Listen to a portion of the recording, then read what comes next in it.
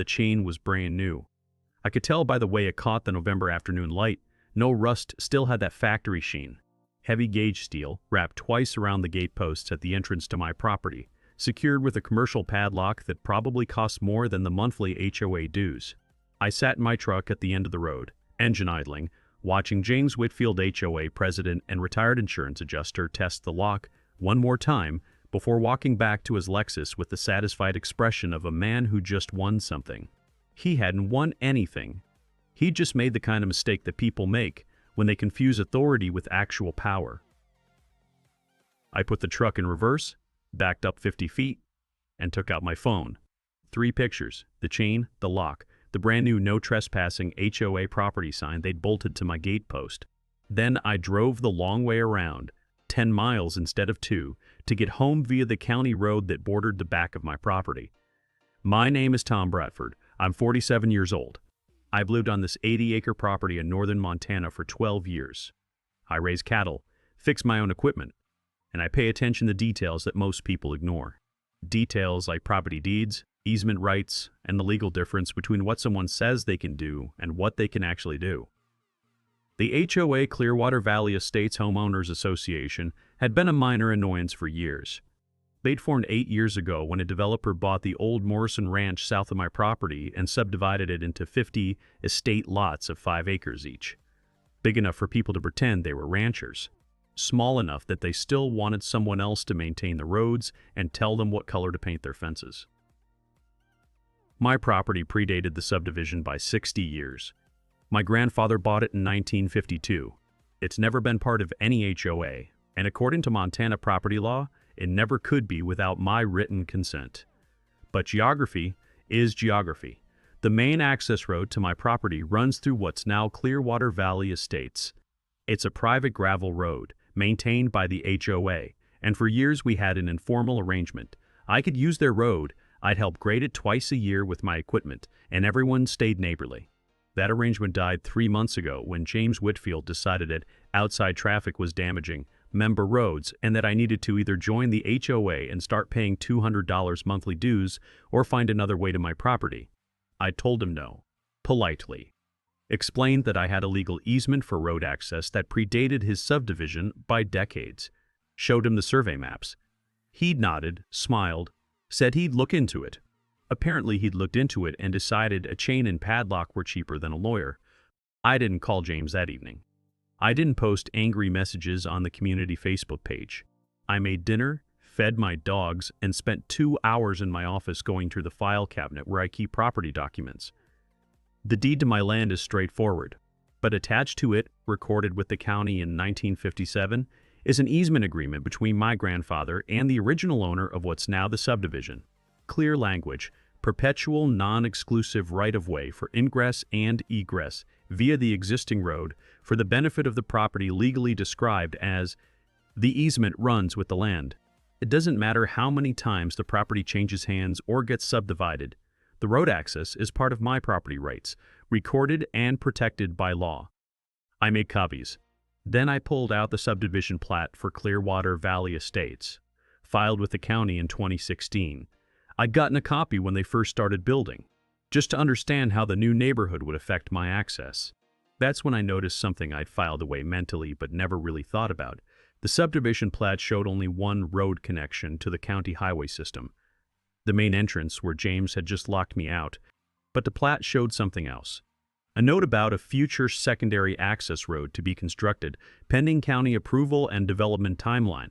That road was supposed to connect the back of the subdivision to County Road 47. It had never been built. I spent another hour on the county assessor's website pulling property records. The land where that future road was supposed to go, a 20-acre parcel between the subdivision and County Road 47, had been sold off separately during the development. It wasn't part of the HOA. It was owned by a small LLC. A little more digging revealed the LLC was registered to a woman named Patricia Morrison, the daughter of the original ranch owner. She'd kept that parcel when she sold the rest to the developer, probably for sentimental reasons. Her father's old house was on it. I knew Patricia. She was in her 70s now, living in Florida, but we'd exchanged Christmas cards for years. Her father and my grandfather had been friends. I looked at the calendar. November 14th.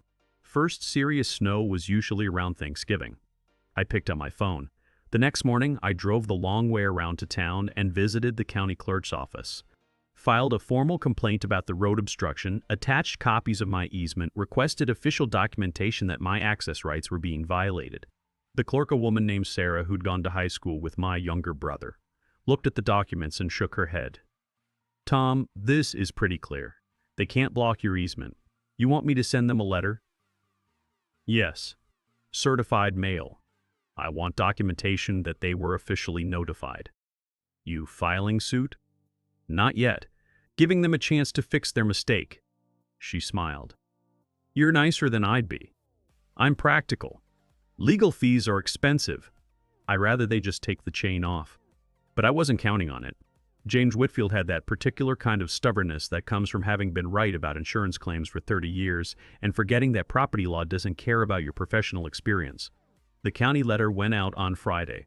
I got a text from James on Saturday morning. "Received your legal threat. HOA attorney says your easement claim is questionable. Chain stays until resolved through proper channels." Proper channels. That meant court, which meant months, which meant winter. I texted back, "Easement is recorded 1957, predate subdivision by 59 years. Not questionable. Remove obstruction or you're creating liability for HOA." His response, "See you in court."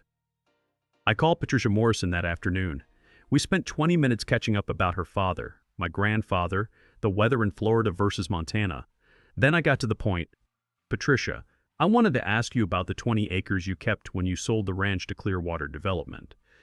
The old home place. I can't bear to sell it. Too many memories."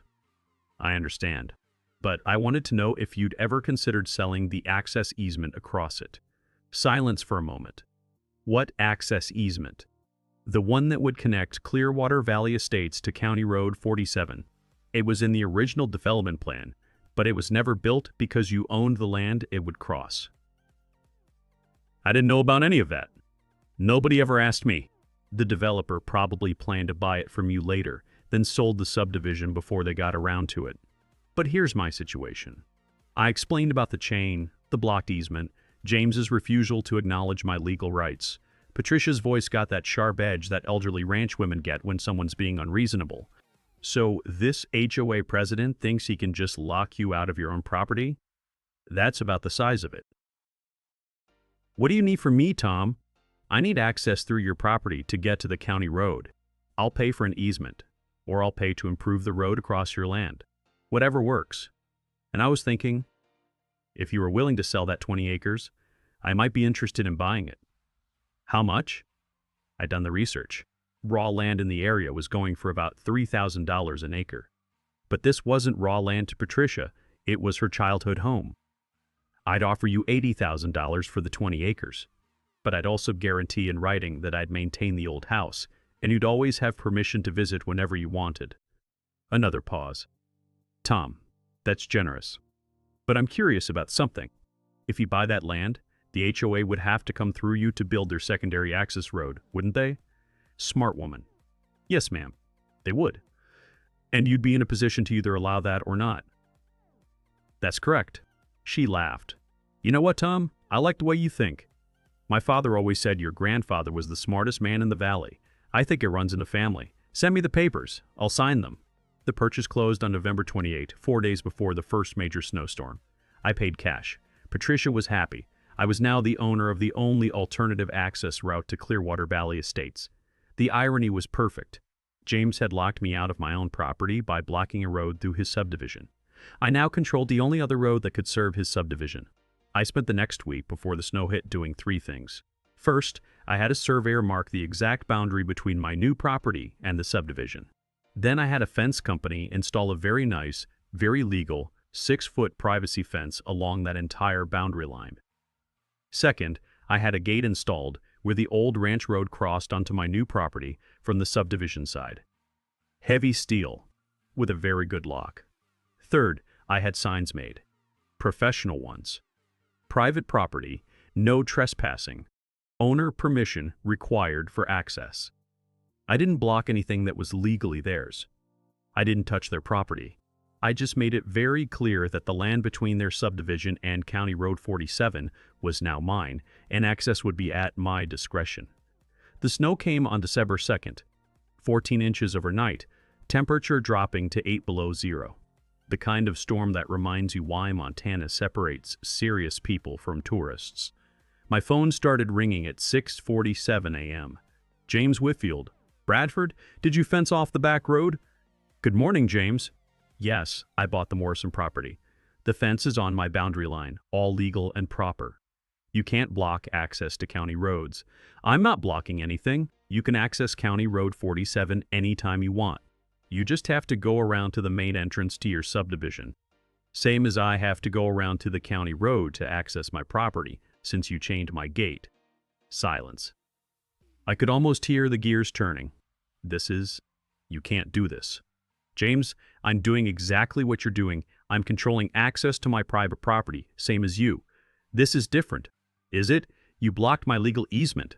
I bought property that happens to be between your subdivision and a county road. Neither of us is blocking public access. We're both just exercising our property rights. There are 50 families in this subdivision, and there's one family on my ranch.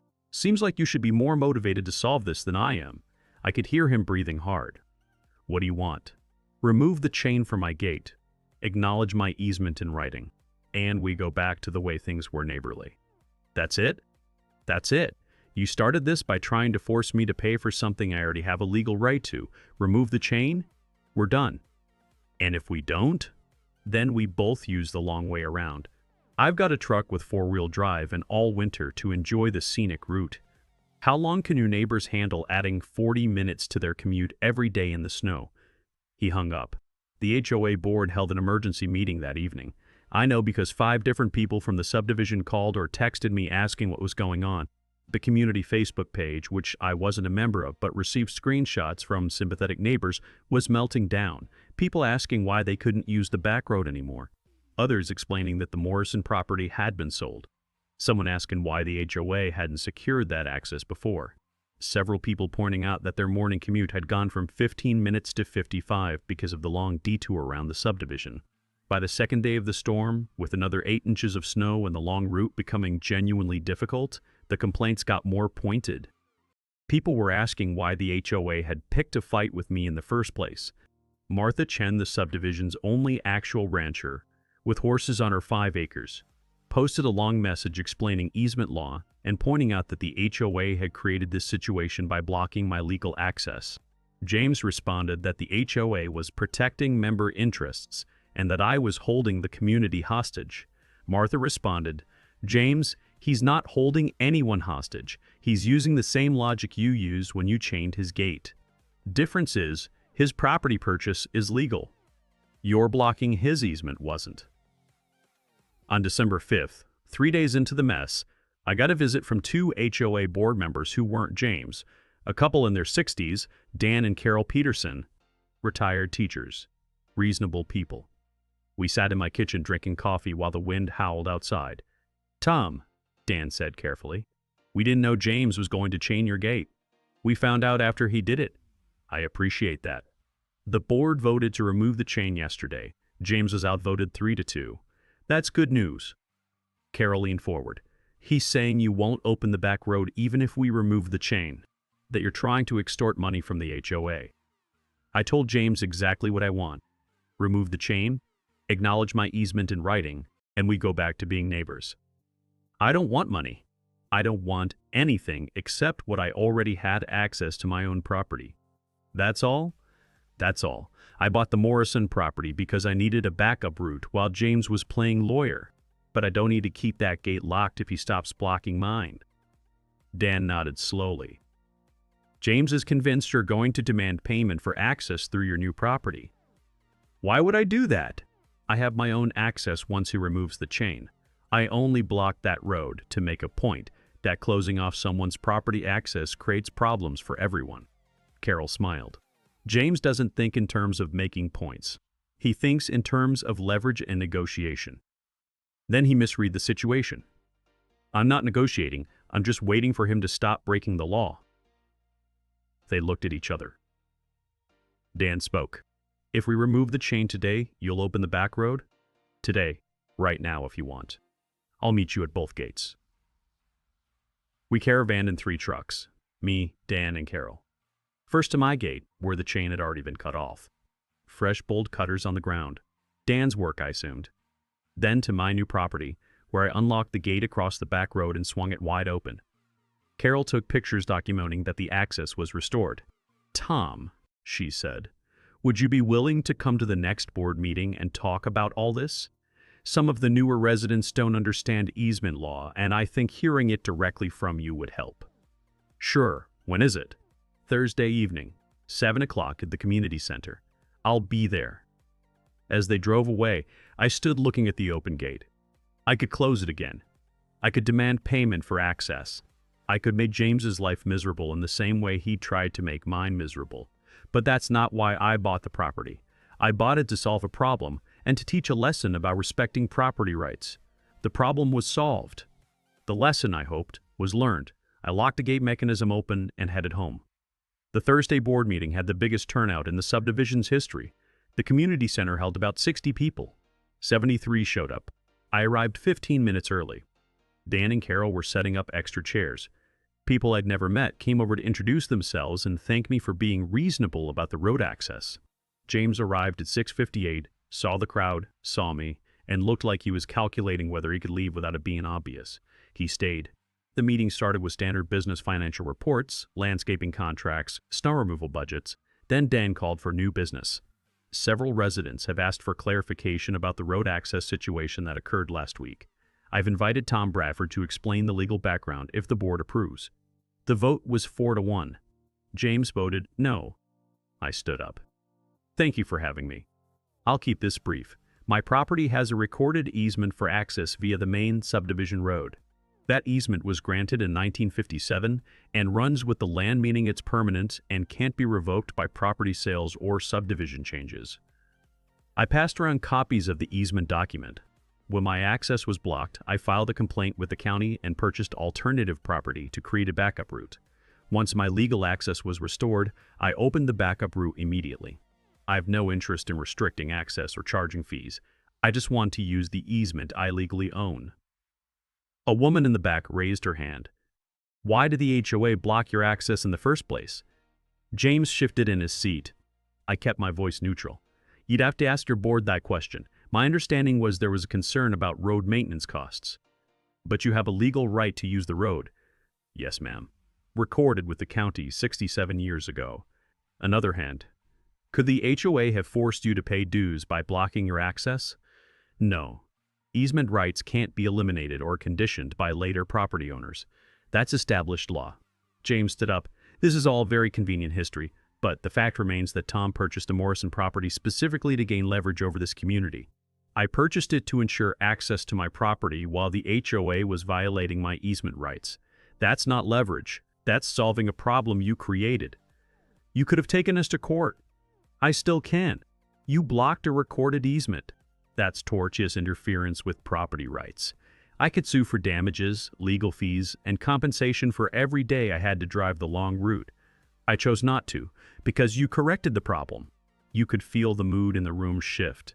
People were doing the math. The HOA could have been on the hook for significant legal liability. Carol spoke up.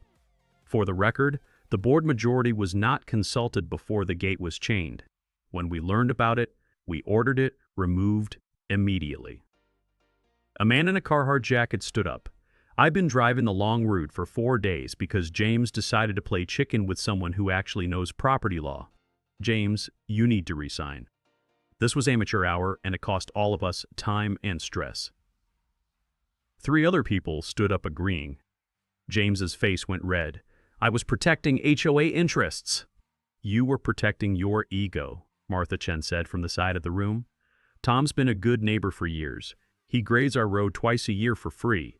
You picked a fight we couldn't win, and then you blamed him for defending himself. That's not leadership. Dan looked at James.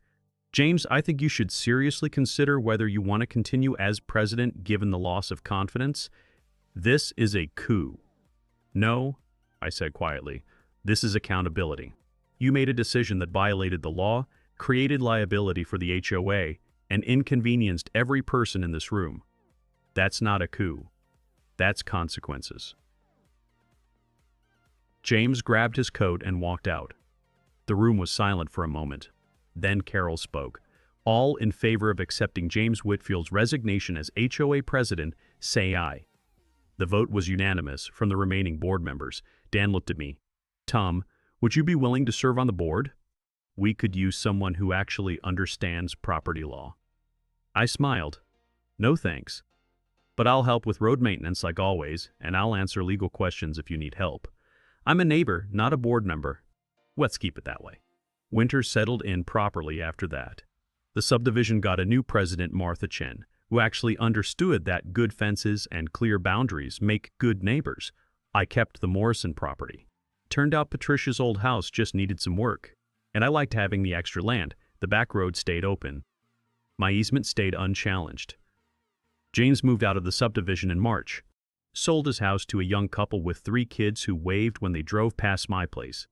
Improvement all around. The lesson, if there is one, is pretty simple. Authority only works when it's backed by actual legal power. James had a title HOA president, and he thought that meant he could override recorded property rights. He was wrong. I had a piece of paper filed with the county in 1957, and that piece of paper was more powerful than all his board meetings and lawyer consultations combined. Property law is like gravity. It doesn't care about your opinions or your authority or how long you've been president of anything. It just is. James learned that the hard way. I already knew it. That's why I stayed calm, documented everything, and let him make all the mistakes while I just followed the law. In the end, the chain came off my gate, the HOA got new leadership, and I got 20 extra acres that I'd wanted anyway. Sometimes the best revenge is just being right and having the patience to prove it.